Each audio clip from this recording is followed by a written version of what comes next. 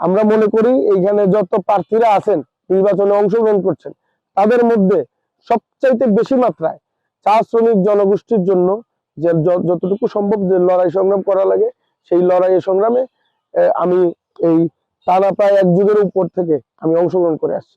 সুতরাং এটা আমার প্রাধান্যের মধ্যে আছে এবং আমরা অবশ্যই এটা যে আমরা প্রতিশ্রুতি দিয়েছি সেই প্রতিশ্রুতিগুলো আমরা অবশ্যই বাস্তবায়ন করব।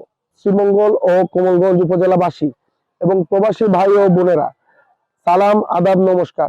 আমি প্রীতম দাস, আপনাদের ভাই ও সহযোদ্ধা বন্ধু। আসন্ন জাতীয় সংসদ নির্বাচনে আমি জাতীয় নাগরিক পার্টি এনসিপির হয়ে শাপলাকলি মার্কায় অংশগ্রহণ করছি।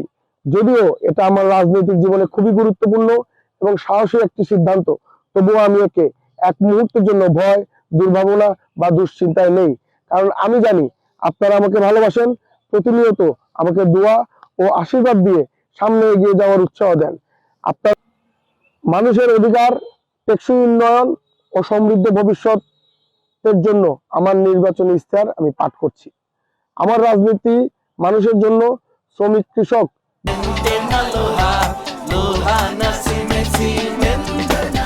যুবক, নারী, আদিবাসী সহ সমাজের সকল শ্রেণীর অধিকার ও মর্যাদা নিশ্চিত করাই আমার অঙ্গীকার। আমার প্রতিশ্রুতি: ১.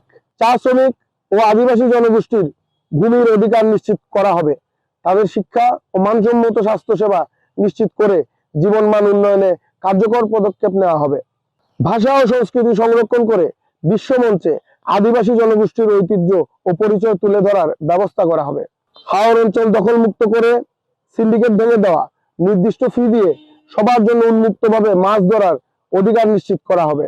শ্রীমঙ্গলের শিক্ষা প্রতিষ্ঠানগুলোর সামনে ময়লার বাজারের সমস্যা সমাধান করা হবে এবং আধুনিক বর্জ্য ব্যবস্থাপনা প্লান্ট তৈরি করা হবে, যাতে বর্জ্য থেকে পুনর্ব্যবহারযোগ্য পণ্য ও সার উৎপাদন করা যায়।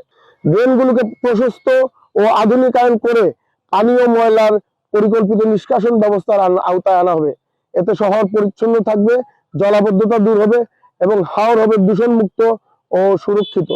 প্রথমত হচ্ছে আমরা ভোটে আসছি পরে, আগে হচ্ছে আমরা চা শ্রমিকদের জন্য দীর্ঘ লড়াই সংগ্রাম করে আসছি। এই গত 1.5 বছরে অনেকগুলো চা বাগানে আমরা অনেকগুলো সমস্যা দেখেছি।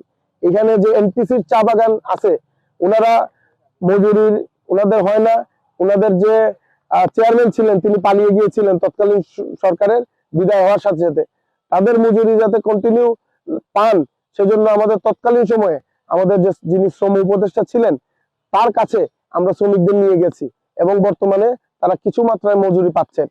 এইরকম আরো যে সংকটগুলা আছে, আরো সংকটগুলা আমরা চিহ্নিত করে আমরা ধারাবাহিকভাবে কাজ করেছি। সুতরাং আমাদের কথা শুধু এই ভোটের জন্য নয়,